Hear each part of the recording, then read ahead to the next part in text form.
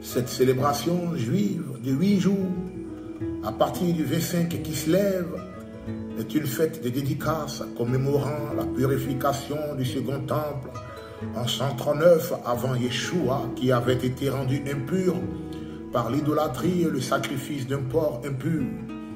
Ces abominations ont été commises sur ordre du souverain grec Antiochus. Parlons de l'histoire de Hanouka. Hanouka. La période persane d'Israël a duré environ 200 ans, d'environ 539 avant Yeshua, sous Cyrus le Grand, en 334 avant Yeshua, l'époque de la conquête de la Perse par Alexandre le Grand. Alexandre le Grand inaugure la période hellénistique. À sa mort, ses généraux se sont battus pour le contrôle pendant près de 30 ans. Et finalement, son empire a été divisé en 3 dynasties qui sont Ptolémée, Séleucos et Antigone. Israël faisait partie du royaume d'Égypte contrôlé par Ptolémée vers 310 avant Yeshua. Des unités militaires ptolémaïques ont été stationnées dans tout Israël et des villes grecques ont été établies. Beaucoup de ces villes ont été érigées en colonies militaires et les soldats qui ont épousé des femmes autochtones ont reçu des maisons et des terres. Cela a favorisé les mariages mixtes qui étaient une grande partie de la culture hellénistique. Qu'est-ce que l'hellénisme? Oui, qu'est-ce que l'hellénisme? L'hellénisme est la culture ou les idéaux de la Grèce antique. Elle consiste en l'imitation ou l'adoption de la langue, de la pensée, des coutumes grecques anciennes, y compris les pratiques de culte idolâtre, l'art, le commerce d'échange interprovincial, la libre circulation des citoyens, l'architecture, etc. Les caractéristiques de la culture grecque, surtout après l'époque d'Alexandre le Grand, c'était en gros la civilisation de la Grèce ancienne. La Judée a continué à être gouvernée par le Kohen Gadol et l'aristocratie sacerdotale. L'un des rares documents de cette période relate un différend sur la fiscalité entre le grand prêtre Onias II et Ptolémée III et Ergétès entre 246 et 221 avant Yeshua. Et Ergétès visita le temple et le résultat fut la nomination de Joseph ben Tobia, un neveu du grand prêtre, en 242 avant Yeshua. La rivalité entre la famille Tobia et la famille Onias a joué un rôle dans la tentative d'helléniser radicalement la Judée plus tard au IIe siècle avant Yeshua. Après la mort du roi Ptolémée IV, Philopâtre, en 203 avant Yeshua, le roi séleucide Antiochus III a conquis et est resté fermement aux commandes. Les Séleucides resteraient au pouvoir jusqu'à la révolte des Maccabées entre 168 et 164 avant Yeshua. À la fin du règne ptolémaïque, des villes grecques étaient établies dans tout le pays et l'hellénisme avait une base solide. Lorsque Ptolémée et Séleucides se sont battus pour prendre le contrôle, les factions juives ont soutenu chacun des rivaux. La Guéroussia, conseil des anciens, soutient les Séleucides.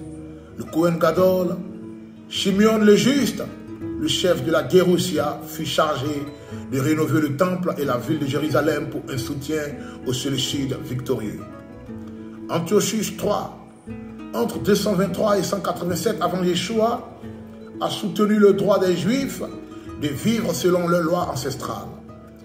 Il a confirmé la loi selon laquelle les non-juifs ne pouvaient entrer que dans la zone la plus éloignée du mont du temple et que les personnes affligées d'impureté rituelle étaient exclues de l'enceinte du temple. Cependant, 30 ans plus tard, son fils Antiochus IV Épiphane a obtenu le soutien des partisans juifs de l'hellénisation extrême et il a tenté de réaliser leur désir d'helléniser Jérusalem et le peuple juif. À la veille, oh oui, à la veille de la réforme hellénistique, la position du temple sur la colline lui confère une grande valeur économique et stratégique, faisant un enjeu politique et militaire en développement ainsi que religieux. Avant Antiochus IV Épiphane, les sacrifices, le service quotidien, les instruments de musique, les dîmes, les lois de pureté rituelle, la division du sacerdoce et des lévites, etc., étaient conformes à la Torah. Au fil du temps, même les juifs religieux traditionnellement pratiquants ont été affectés par la culture hellénistique. Ces juifs sont devenus connus sous le nom d'hellénisants et ils étaient prêts à payer le prix du progrès économique et culturel. Ils voyaient le judaïsme comme faisant partie du nouveau monde que la culture hellénistique leur ouvrait. Pendant un certain temps, l'ordre ancien, judaïsme de la Torah, et le nouvel ordre, hellénisme, ont coexisté comme lorsque les hellénisants ont pris le contrôle du sacerdoce de Jérusalem et ont imposé le type d'hellénisme connu uniquement dans les villes grecques. Et voilà, le décor était planté, le décor était dressé pour la révolte. Jason, frère du grand prêtre Onias III, acheta le sacerdoce à Antioche et cela perturba la succession héréditaire des grands prêtres.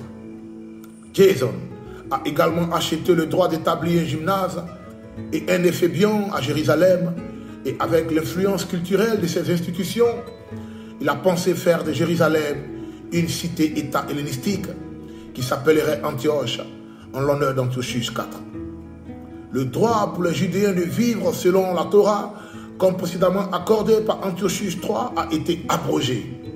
Désormais, les Juifs devraient vivre selon la loi grecque. Les réformes de Jason n'étaient pas assez extrémistes pour beaucoup et il a ensuite été remplacé par Ménélas, qui a également acheté la position de grand prêtre à Antiochus en 171 avant Yeshua. Ménélas a utilisé les fonds du temple pour acheter des cadeaux pour Antiochus.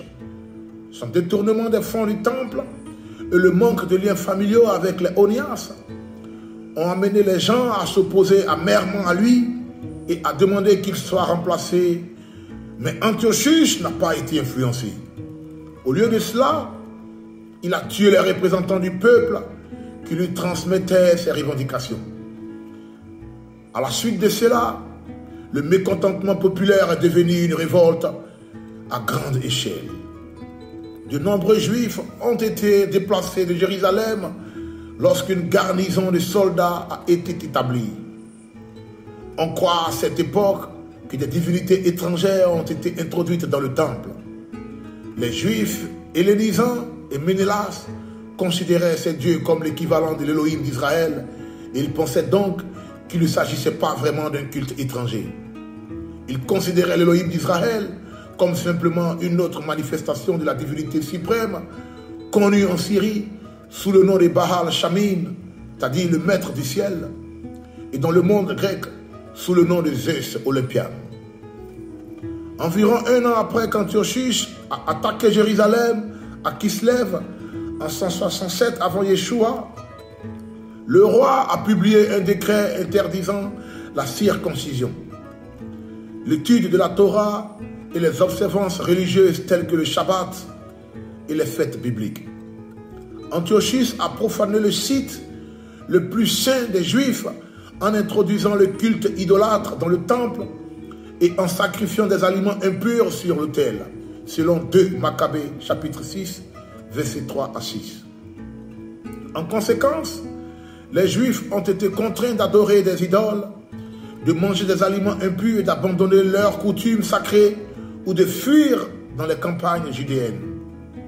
Antiochus a brûlé les rouleaux de la Torah et tous les écrits religieux.